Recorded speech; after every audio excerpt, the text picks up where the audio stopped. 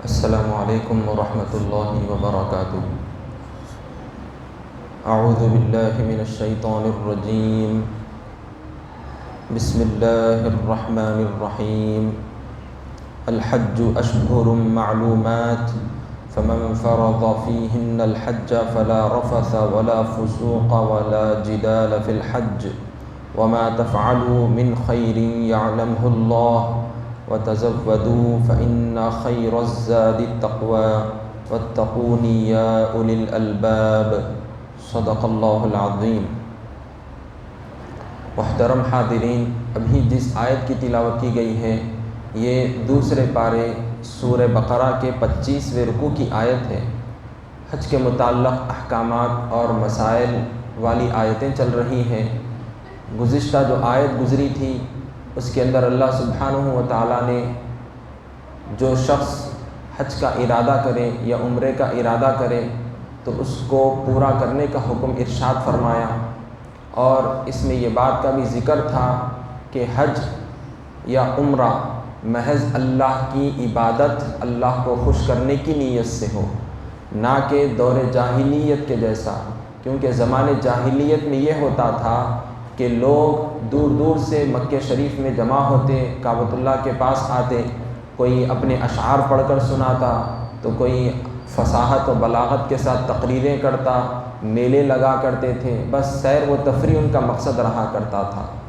لیکن اللہ تعالیٰ نے بتلا دیا کہ یہ اللہ کا مقدس گھر ہے، یہاں پر اللہ کے گھر کی زیارت، حج ہو یا عمرہ ہو، اللہ کی عبادت کی نیت، اللہ کو خوش کرنے کی نیت سے یہاں پر آنا چاہیے، اور پھر جب آؤ تو بڑی پابندی کے ساتھ اور احترام کے ساتھ آؤ۔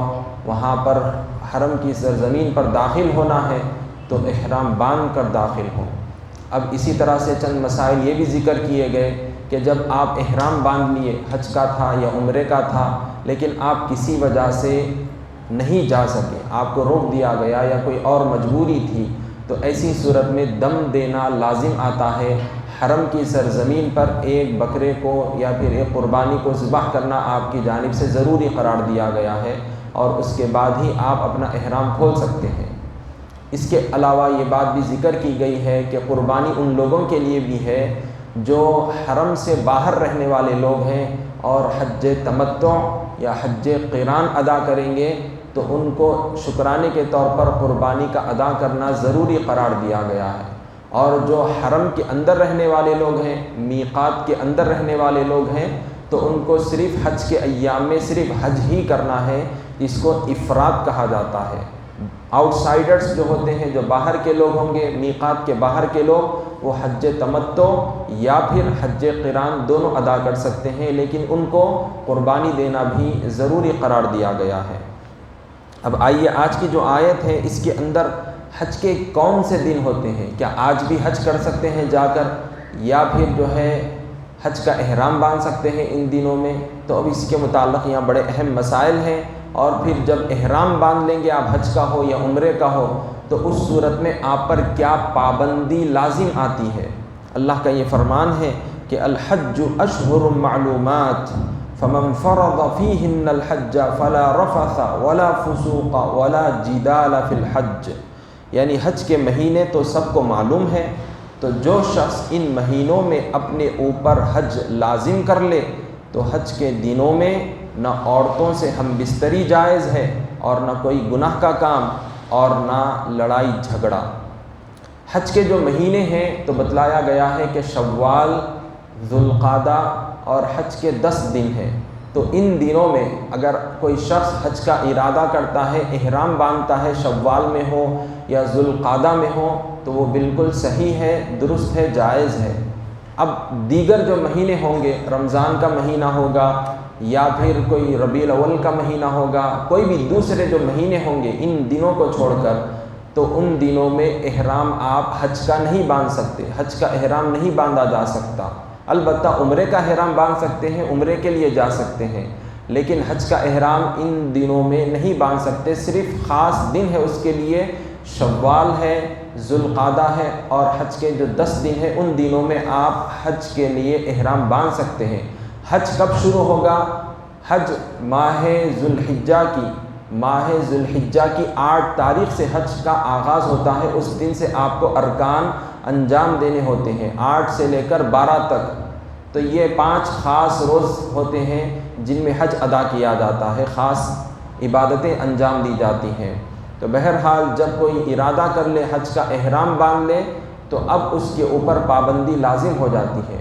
اور یاد رہے کہ حج کا احرام جو ہے ہم عام طور پر سمجھتے ہیں کہ صرف چادر لپیٹ لیے تو اب ہم احرام میں داخل ہو گئے، ایسا نہیں ہے، بلکہ نیت کرنا یہ احرام میں داخل ہے۔ اب جب آپ نیت کر لیں گے کہ میں عمرہ کر رہا ہوں، میں عمرے کے لیے عزم کر چکا ہوں، میں نکل رہا ہوں، تو یہ نیت کرنا یہ احرام کہلاتا ہے۔ اب اس کے ساتھ ساتھ یہ پابندی یہ ضروری ہو جاتی ہے آپ کے لیے کہ بغیر سلے ہوئے کپڑے پہنے، جیسا کہ آپ جو ہے ازار باندھتے ہیں، لنگی پہنتے ہیں، سفید کپڑا باندھ لیتے ہیں اور ایک چادر اوڑھ لیتے ہیں اور اندر کچھ بھی نہیں پہننا ہے۔ اسی طرح سے پاؤں میں جو چپل ہوتی ہے، چپل بھی جو ہے ایسی نہیں ہونا ہے کہ جو آپ کے پاؤں کے اوپر کی جو ہڈی ہوتی ہے وہ چھپ جائے، بلکہ سلیپر پہننا ہے، 2 پٹی کی جو چپل ہوتی ہے وہ پہننا چاہیے۔ اب اس کے علاوہ کچھ اہم پابندیاں بھی ہیں۔ تو بہرحال صرف سفید چادر کپڑا لپیٹ لینے کا نام احرام نہیں ہے، بلکہ نیت کرنا یہ احرام کہلاتا ہے۔ اور اسی طرح سے یاد رکھیں کہ جب آپ احرام کی یہ جو چادریں لپیٹ لیں گے تو اب اس کے بعد نیت کرنے کے بعد اب آپ کو پابندی کرنا ضروری ہو جاتا ہے۔ تو اب کیا کیا پابندیاں ہوں گی؟ تو خوشبو نہیں لگا سکتے آپ اس حالت میں، بال نہیں کاٹ سکتے اور ناخن نہیں تراش سکتے، اسی طرح سے سلے ہوئے کپڑے نہیں پہن سکتے، اور اسی طرح سے اب یہاں پر جو اللہ تعالیٰ نے خاص بات جو ذکر فرمائی ہے کہ شوہر کا اپنی بیوی سے ہم بستری کرنا بھی جائز نہیں ہے، اور نہ ہی اس کے تعلق سے باتیں کر سکتے ہیں۔ رفث جو یہاں پر لفظ استعمال کیا گیا ہے، اللہ تعالیٰ نے جو فرمایا ہے فلا رفث، تو رفث کے معنی آتے ہیں کہ شوہر کا اپنی بیوی سے صحبت کرنا یہ چیز بھی جائز نہیں ہے۔ اسی طرح سے احرام کی حالت میں شوہر کا اپنی بیوی سے اس کے تعلق سے باتیں کرنا بھی جائز نہیں ہے۔ اسی طرح سے بتلایا گیا ہے کہ ولا فسوق، فسوق کہتے ہیں ہر گناہ کے کام کو کہتے ہیں، تو لہٰذا کوئی بھی گناہ کا کام آپ نہیں کر سکتے۔ اگر کریں گے گناہ کے کام تو پھر وہ شخص بڑا گناہگار شمار ہوگا۔ اسی طرح سے ولا جدال، جنگ و جدال چاہے وہ اپنے رشتہ داروں سے ہو، اپنے ساتھیوں سے ہو یا ہم سفر سے ہو، کسی سے بھی لڑائی جھگڑا احرام کی حالت میں نہیں کرنا ہے۔ یہ بڑی پابندیاں ہیں۔ لڑائی جھگڑا ہو یا گناہ کے کام ہو، یہ تو اور حالتوں میں بھی جائز نہیں ہے، منع کیے گئے ہیں، لیکن خاص کر جب احرام باندھ لیں گے تو اس صورت میں بڑی پابندی ہم پر لازم ہوتی ہے۔ احرام کی حالت میں تو اور زیادہ اس قسم کے گناہ کے کام، گالی گلوچ، چغل خوری، چوری اور ہر قسم کے جو برائی ہوتی ہیں، جو بھی گناہ ہوتے ہیں، جو فحش باتیں ہوتی ہیں، تو ان تمام تر چیزوں سے بچنا حالت احرام میں بے حد ضروری ہے۔ اگر کوئی خلاف ورزی کرے گا تو پھر اس کے لیے دم دینا لازم آتا ہے، یا پھر اس کے لیے 3 روزے رکھنا ہے، یا پھر اس کو 6 مسکینوں کو کھانا کھلانا ہے۔ اگر احرام کی پابندی میں اگر کوئی خلاف ورزی ہو جائے گی، جان بوجھ کر اگر کرے گا تو پھر اس کو دم دینا تو لازم ہے۔ اگر مجبوری کے تحت ہوا ہوگا تو پھر اس کے لیے یہ 3 آپشنز ذکر کر دیے گئے ہیں۔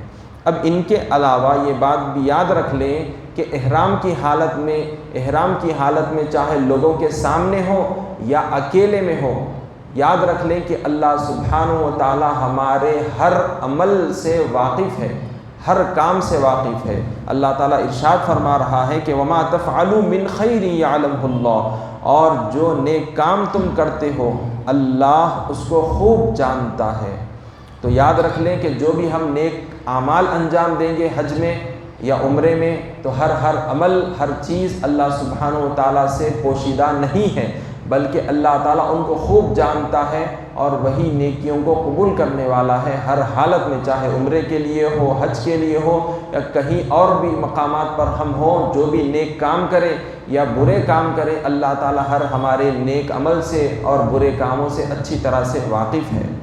اب اس کے بعد ایک اہم بات ہمارے لیے ذکر کی جا رہی ہے اور اس کے شان نزول کے متعلق پہلے سن لیجئے کہ یمن سے کچھ لوگ اس بات پر توکل کرتے ہوئے، اللہ کی ذات پر توکل کرتے ہوئے بس احرام باندھ لیتے تھے اور نکل جاتے تھے، ساتھ میں کچھ بھی کھانے پینے کا سامان نہیں رکھتے تھے، اور راستے میں لوگوں سے بھیک مانگتے تھے یا پھر لوگوں سے چھین لیتے تھے اور سمجھتے تھے کہ ہم اللہ کی ذات پر توکل کرتے ہوئے اس کی عبادت کے لیے نکل چکے ہیں۔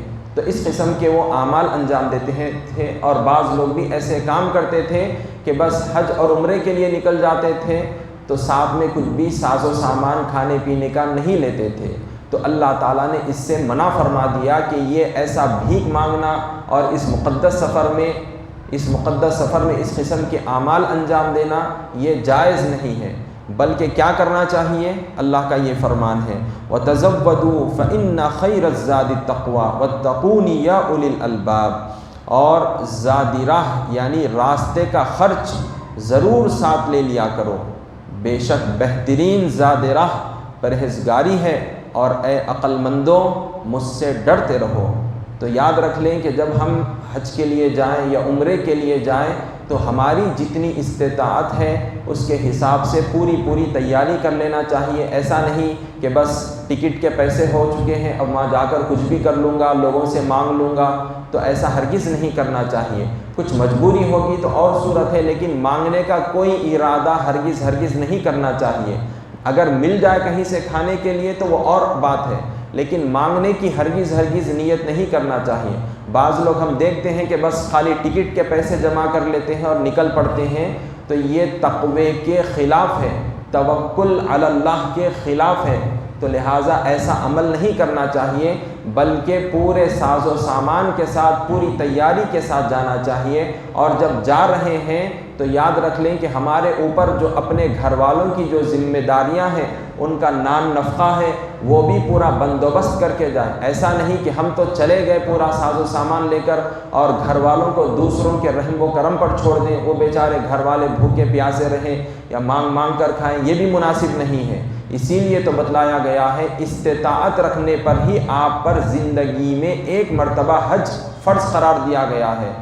تو لہٰذا تمام تر چیزوں کا اہتمام کرتے ہوئے جانا ہے۔ آپ ذمہ دار ہیں گھر کے، تو گھر والوں کا کھانے پینے کا خرچ کا پورا بندوبست ہو۔ پھر آپ جو سفر کے لیے جا رہے ہیں، مقدس سفر کے لیے، تو اس کا بھی پورا انتظام کریں، ٹکٹ سے لے کر آپ کے کھانے پینے کے اخراجات تک۔